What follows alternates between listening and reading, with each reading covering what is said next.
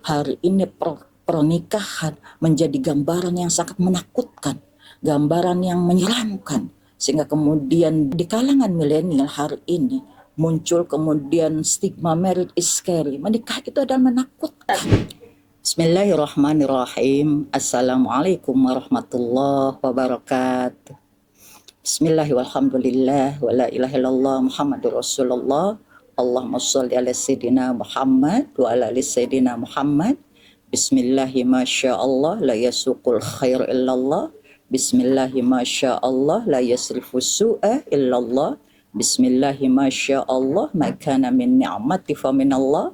Bismillahi masyaallah la haula wa la quwata illa billahil aliyil azim. Rabbi shrah li sadri wa yassir li amri wahlul 'uqdatam min lisani yafqahu qawli.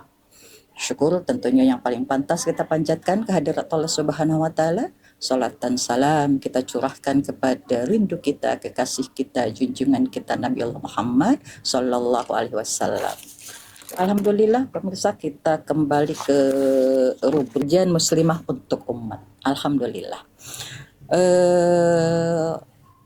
Pertama, saya yakin kita semua sepakat bahwa hari ini kehidupan berkeluarga, bermasyarakat, bernegara tidak dalam keadaan baik-baik saja. Banyak sekali permasalahan di tengah kita. Kali ini kita akan bahas tentang masalah perkawinan. Di mana dalam perkawinan pada hari ini ada dua kondisi yang sangat memprihatinkan, yaitu menurunnya angka pernikahan dan justru meningkatnya angka perceraian. Di dalam Islam, hukum pernikahan itu hukum yang paling banyak memiliki deripat hukum atau turunan hukum. Karena dengan pernikahan akan muncul hukum kemahroman, akan muncul hukum perwalian, akan muncul hukum penafkahan, akan muncul hukum kewarisan. Maka ketika kemudian hukum pertamanya yaitu pernikahan itu rusak, maka akan rusaklah hukum-hukum daripada tadi yang tadi disebutkan. Akan rusak jalur penafkahan, akan rusak jalur pewarisan dan seterusnya. Kemudian di dalam Islam juga gambaran pernikahan itu adalah gambaran yang sangat membahagiakan, gambaran yang indah. Kenapa? Karena di dalam Islam pernikahan itu penyatuan dua jenis kelamin yang berbeda justru untuk menyatu, bagaimana kemudian mereka saling cinta, saling kasih sayang, saling memperhatikan, saling memanjakan, saling menjaga dan sebagainya. Itu sesuatu yang memang sangat dibutuhkan. Sebagaimana Allah berfirman di dalam surat Al-A'raf ayat 189, A'udzubillahi minasyaitonirrajim. Bismillahirrahmanirrahim. Wa min ayatihi an khalaqalakum min anfusikum azwaja litaskunu ilaiha wa ja'ala bainakum mawaddata warahmah. Bahwa di antara tanda-tanda kekuasaan Allah menciptakan manusia itu berpasang-pasangan, yang kemudian dengan berpasangan itu litaskunu, bagaimana kemudian mereka mendapatkan ketenangan, dan kemudian di antara mereka Allah ciptakan rasa cinta, rasa sayang.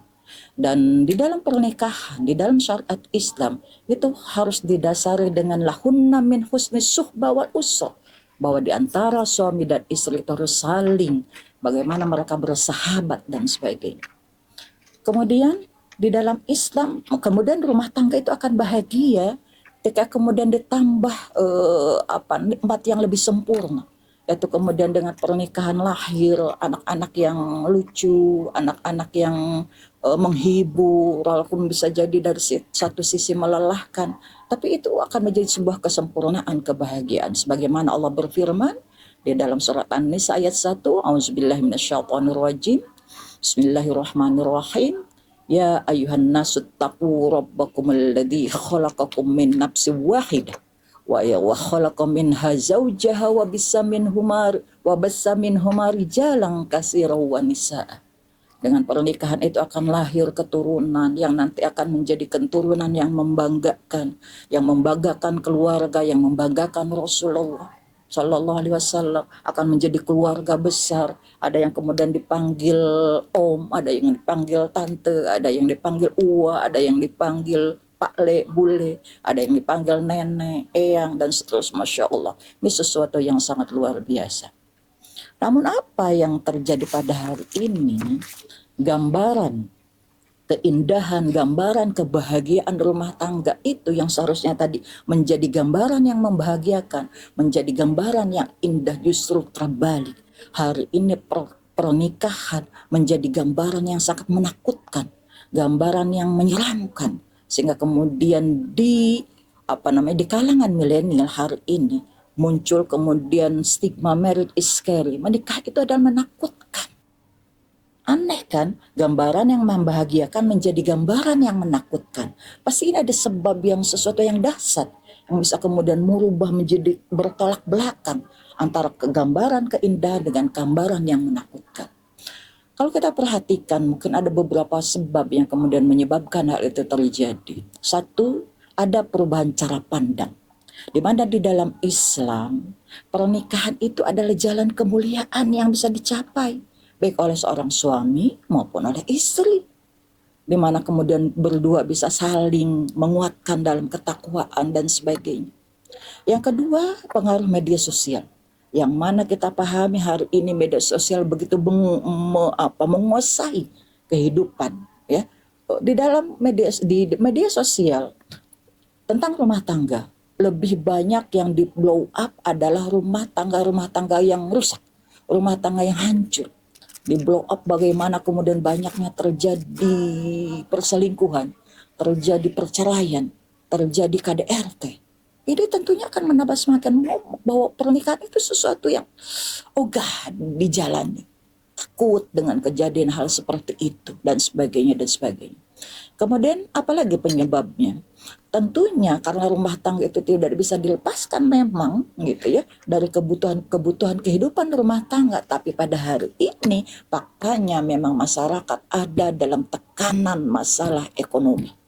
Karena di dalam sistem sekular kapitalis bahwa tadi gitu ya yang seharusnya dimudahkan oleh penguasa gitu ya, bagaimana kemudian rakyat itu mampu memenuhi kebutuhan pokoknya, kemudian bagaimana dimurahkan pendidikan, bagaimana kemudian dimurahkan kesehatan, tapi hari ini justru semuanya mahal, semuanya tidak mudah.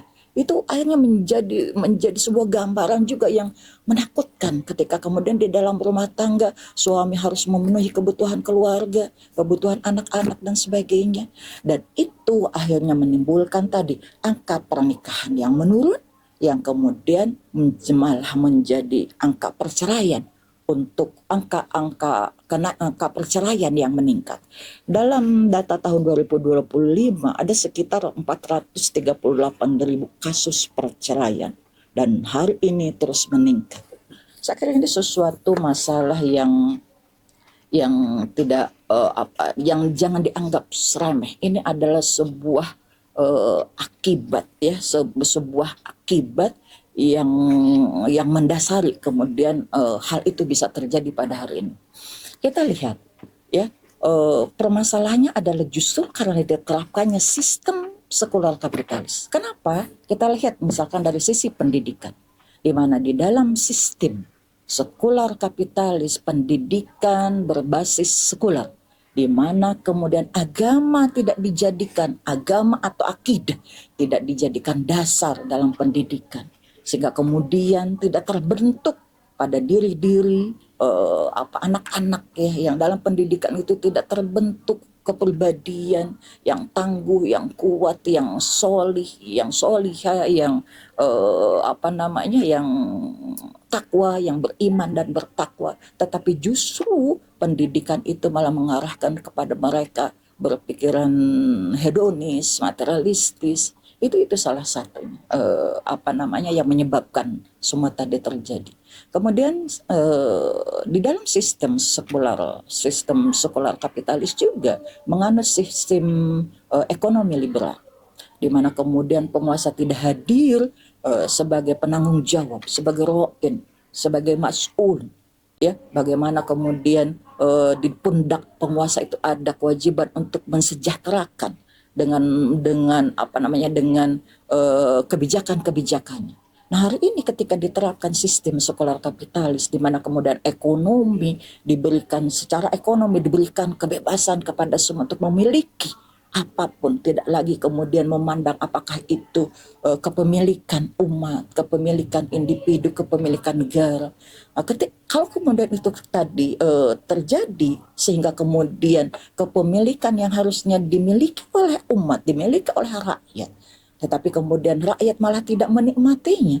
Kepemilikan mereka di dalam sistem kapitalis itu malah dipersilahkan untuk dirampok oleh para oligarki yang kemudian tadi gitu ya, ketika mereka menguasai tentunya tidak ada ya di prinsip mereka kalau apa yang mereka hasilkan itu untuk kesejahteraan rakyat.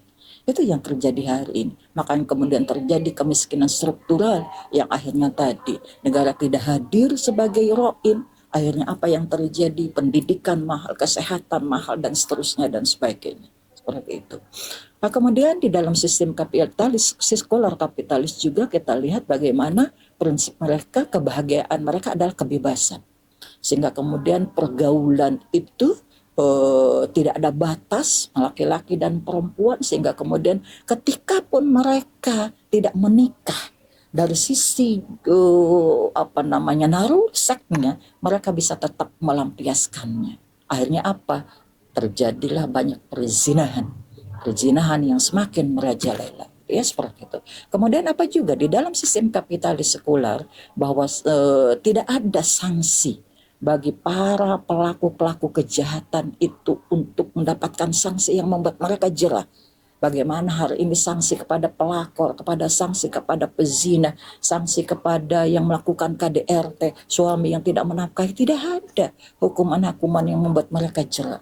Sehingga tadi kondisi ini itu ya akan terus melanggengkan tadi permasalahan-permasalahan itu. Kemudian di tengah sistem sekolah kapitalis juga terus diarus utamakan, ada pengarus utamaan paham kesetaraan gender, di mana perempuan diberikan ruang yang sebebas-bebasnya untuk mereka mengeksploitasi dirinya di ruang publik, dan itu kemudian menjadi menjadi sebuah penyakit juga di tengah perempuan hari ini. Banyak yang kemudian merasa eksis, akhirnya tidak lagi mau berkhidmat dalam rumah tangga, tidak lagi menjadi menjadi istri, melayani suami itu menjadi sesuatu yang sangat berat bagi mereka, apalagi harus ngurus anak dan sebagainya. Mereka lebih bahagia ketika mereka bebas dan sebagainya. Saya kira kondisi yang tadi kita bahas itu adalah sesuatu yang tidak bisa kita anggap sebagai sebuah malapetaka. Malapetaka untuk individu, malapetaka untuk masyarakat, malapetaka untuk negara. Malapetaka untuk individu apa? Hari ini siapa yang tidak terancam ketika mereka keluar rumah gitu ya? Bagaimana banyaknya terjadi pelecehan, bagaimana terjadi banyaknya pemerkosaan dan sebagainya. Belum kemudian penyakit-penyakit kotor ya dari perzinahan dan sebagainya. Kemudian malapetaka untuk masyarakat apa? Rusaknya tatanan keluarga, tidak jelasnya garis nasab dan sebagainya. Untuk negara apa? Sudah jelas dengan tadi kondisi menurunnya angka pernikahan, rusaknya tadi meningkatkan angka perceraian, kemudian pernikahan menjadi sesuatu yang menakutkan, maka negara suatu saat, bahkan mungkin mulai dari hari ini, sudah mulai kehilangan generasi-generasi unggul sebagai penerus bangsa. Di negara-negara sekular lainnya bahkan sudah kita lihat banyak banget mereka yang lost generation, ya, mereka kemudian tidak memiliki gitu ya, tidak memiliki generasi ya, seperti itu. Nah, untuk itu dengan permasalahan itu tentunya kita paham. Ketika kita yakin bahwa semua permasalahan tadi muncul karena sistem sekular kapitalis, maka selayaknya memang sistem ini yang harus diubah. Diubah kemana? Diubah ke dalam sistem Islam. Kenapa harus diubah ke dalam sistem Islam? Karena sistem Islam satu, sistem pendidikannya pasti berbasis akidah, di mana para pelajar, ya para pemuda akan terbentuk kepribadiannya yang mumpuni, yang kuat iman dan takwanya yang akan menjadi benteng bagi mereka. Kemudian apa? Di dalam sistem Islam, sistem ekonomi akan menjamin terpenuhinya kebutuhan pokok rakyat. Kenapa tadi? Karena penguasa harus hadir sebagai penanggung jawab. Kemudian diantaranya tadi, mereka harus menjaga bagaimana hak-hak rakyat, kepemilikan rakyat untuk mereka nikmati. Seperti sumber daya alam yang hari ini. Begitu banyaknya sumber daya alam yang Allah berikan yang seharusnya untuk umat. Tapi dalam sistem kapitalis, tadi diberikan kepada swasta, oligarki dan sebagainya. Tetapi di dalam Islam itu haram dilakukan. Karena semua itu ketika pun dikelola oleh negara, maka harus kembali kepada kepentingan rakyat. Dan ini hari ini tidak ada. Tapi di dalam sistem Islam itu pasti. Kemudian di dalam sistem Islam ada sistem pergaulan. Yang kemudian dalam sistem pergaulan itu ada lapisan-lapisan penjagaan untuk menutupi perzinahan. Bagaimana di dalam Islam perempuan wajib menutup aurat, bagaimana kemudian harus saling menundukkan pandangan, bagaimana diharamkannya khulwat, bagaimana diharamkannya perzinahan dan sebagainya, maka akan tertutup pintu perzinahan. Kalau sudah tertutup pintu perzinahan, maka tidak ada jalan lain. Mereka tadi memasuki pintu-pintu pernikahan. Kemudian di dalam sistem Islam juga ada sanksi yang sangat yang membuat tadi jerak kepada para pelaku, baik itu untuk pelakor, untuk pemerkosa, untuk pelaku KDRT, untuk pelaku pelecehan, untuk pelaku perzinahan, ya. Sebagaimana kemudian salah satunya di dalam surat An-Nur ayat 2, auzubillahi minasyaitonirrajim, az-zaniyatu waz-zani fajlidu kulla wahidin minhuma mi'ata jaldah. Bahwa pezina perempuan, pezina laki-laki, maka jilidlah di antara keduanya dengan 100 kali jilid. Masya Allah. Ya, seperti itu. Dan di dalam sistem Islam nanti tidak akan ada pengaruh keutamaan paham kesetaraan gender. Kenapa? Karena di dalam sistem Islam, laki-laki sudah ditentukan mana jalan kemuliaan. Untuk perempuan sudah juga ditentukan mana jalan kemuliaannya. Yang sama-sama baik suami maupun istri tujuannya adalah untuk mencari ridho Allah. Dan tidak dilihat laki-laki, tidak dilihat perempuan dan sebagainya. Yang dilihat oleh Allah adalah inna akramakum indallahi atqakum. Di dalam surat Al-Hujurat 13, bahwa yang mulia di sisi Allah adalah ketakwaan mereka. Maka dengan kondisi seperti itu, ya, sudah sangat darurat hari ini untuk menyelamatkan negeri kita, dan tidak ada jalan lain untuk menuju jalan keselamatan itu selain kemudian mengalihkan sistem kapitalisme, sistem sekuler kepada sistem menuju sistem diterapkannya sistem Islam. Mungkin itu, wallahu alam. Mudah-mudahan kajian ini kita bisa semakin yakin dengan fakta bahwa sistem sekuler kapitalis ini adalah sistem yang rusak dan merusak, dan hanya bisa diselamatkan oleh diterapkannya sistem Islam. Mohon maaf, billahi taufiq wal hidayah. Wassalamualaikum warahmatullahi wabarakatuh.